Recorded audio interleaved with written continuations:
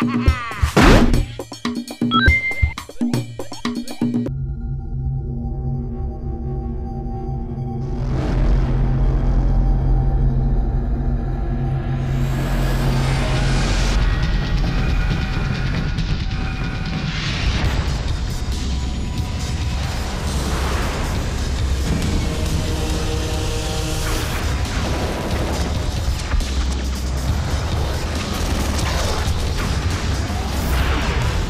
story of Xcom is quite funny because not only is it like an update of an Amiga game I remember playing that came on like 4 or 5 floppy disks that I had to constantly change.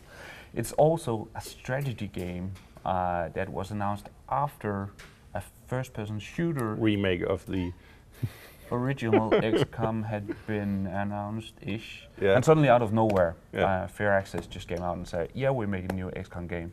And of course, Firaxis doing strategy always turns into something great. And apparently the new Xcom is really great. It's so amazing. But for everyone who has not played either the original or the new Xcom, please just explain what it is. Basically, Earth is being invaded by monsters, or aliens, in fact. Great. As it happens. You are the commander of the Xcom force, which is a secret international initiative to sort of fight back and kick the aliens off the planet. So you switch between managing your base and your resources and your funding and your troops, and you're always underfunded. And then going out into and that happens in real time, and then you go out on the field in turn-based missions and kick alien ass, or as it also happens, get destroyed by aliens. So this is a strategy game. It's a strategy game. In that it's turn-based. It's you choose your weapons, you choose your setup of your characters. Yeah, and you research weapons and upgrades and armor and hire new guys and train them. And but we don't see games like that often anymore. It's kind of a dying breed of games. So what is it that makes XCOM so special, besides, of course, that it is like a turn-based strategy game?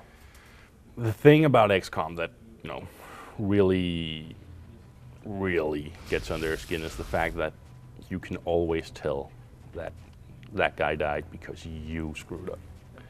It's always your own fault, pretty much. That obviously, shots and stuff like that, whether you hit them is determined by dice rolls and random factors. So, sometimes you're just plain unlucky, but most of the time when you lose a guy, it's because you're an idiot. And losing a guy is like the most horrible thing that can happen because they are the most valuable resource in the game by far. And they're dead. You can't revive them. You can't use alien technology. If you're lucky, he just gets a critical wound, and you have 3 turns to revive him with med pack, or just finish the mission and get him on the base. Then he'll survive and be out for more stress and be out for a month maybe. But yeah, and the thing about when your troops start out as rookies, they're not that useful. They can move and they can shoot. Then as you progress through missions with them and they're successful and they kill guys, they attain more ranks, which unlocks new skills. Like, for instance, a sniper being able to shoot at any target that any of you guys can see, as long as there's a clear line of sight towards them. Or like the assault type, you can move. Normally you can move once and then shoot, or move twice. But the assault guys have an ability that you use every 2 turns that lets them move twice and then shoot. Stuff like that, which is all inherently useful and means that and a guy, high-ranked guy, it's worth 10 rookies. So losing one of your biggest, baddest, mainest guys that you've had since your very first mission because you were an idiot and forgot that there might be an alien hiding around that corner is just, the most horrible. No, actually, the knowing that you just moved that guy into pretty much certain death and seeing, oh God, I effed this up, is the most horrible feeling in the world. That creeping sensation of panic, of, oh my God, I don't know, I can't save him. But that also makes the game sound really, really difficult, because if you lose your high-end characters and everything and you have to start over again with new rookies, is that even possible?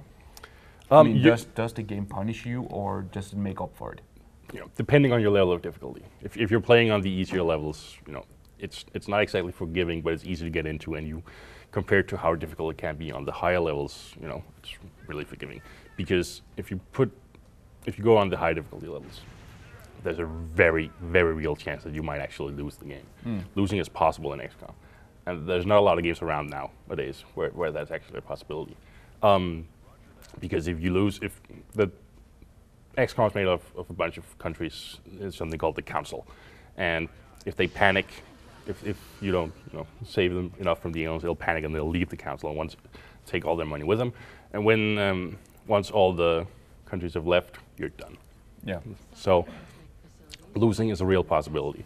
But I'd actually think that the difficulty is pretty well balanced. Okay. Also for new players. If you're totally hardcore and you play the old one, you should just go immediately to the classic difficulty level.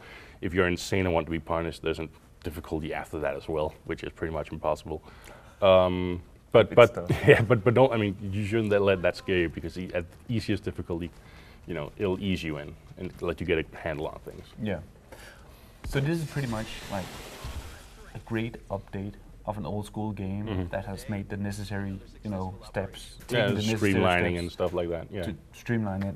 So is this like the best XCOM game you could imagine, or is there anything missing? There are some bugs. Okay. There are some weird bugs.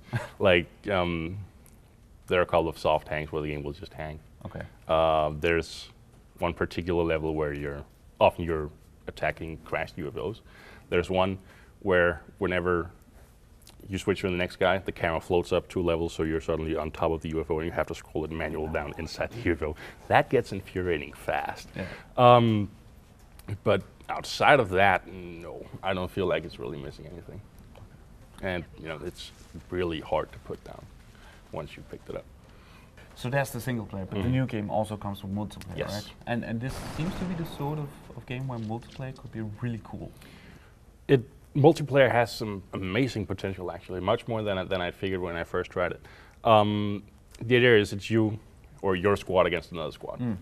You have at the beginning a set budget of points, like you have 10,000 points usually, to spend on guys and upgrades and stuff like that. 10,000 sounds like a lot, but it's only really enough for like 6 soldiers with default or almost slightly better than default gear, which is crap. So you very quickly get to a point where, okay, less is much more. So you pick like a few guys and give them excellent gear, maybe pick a couple of aliens, because you can put aliens in your squad as well, and then go duke it out. And the really interesting part about that to me is there's a lot of potential in sort of your build, and in build variety and in strategies and counter strategies and stuff like that. That it reminds me of Magic the Gathering, actually. I was just gonna ask if you could transfer your characters or something like that. Oh, you can't. No, you can't. The multiplayer is completely separate from single player. So if you haven't played a minute of single player, you'll still have everything available in multiplayer. Okay. Yeah, the reason I ask is just because the whole premise of the multiplayer in this game seems like an old tabletop role-playing game where you could transfer your characters from a previous game to a new game. Sure. Experience and stuff like that doesn't carry over between multiplayer. But instead, you can spend a bunch of points of ranking your guy up, or like picking. You pick between preset builds for the soldiers. Yeah. So if you take the sniper class, you can. I can't remember what it's called, but it's pretty much like an Angel of Death, where you get the Archangel armor that lets him fly. You get Squad Sight that gives him unlimited range as long as the enemy is in view. You get Snapshot, which makes him removes the aim penalty on Overwatch shots, and you get Double Tap, which lets him shoot twice per turn, which with some proper unit plays, that costs half your budget. That's like 5,600 points. Then you can use the rest on those little sectoid guys, which are dirt cheap and can't do jack, and then use those to scout out, and when you see your enemy, blast him from afar. So that's a viable strategy, completely viable strategy. And sounds amazing. yeah, it's really, really cool. I don't know if it'll like take off, pick up, or get a lot of players, but it seems amazing. The potential in it is really, really big. So is this the sequel I've been waiting for that doesn't come on 5 floppy disks? Yes, it is. I mean, if you're even remotely interested in getting your ass kicked by aliens, you should definitely pick this up. This is the best strategy game I've played in a while, and I was really surprised and taken aback with just how much I cared about not losing my guys in a way that no other game has ever done before. So XCOM really is something special.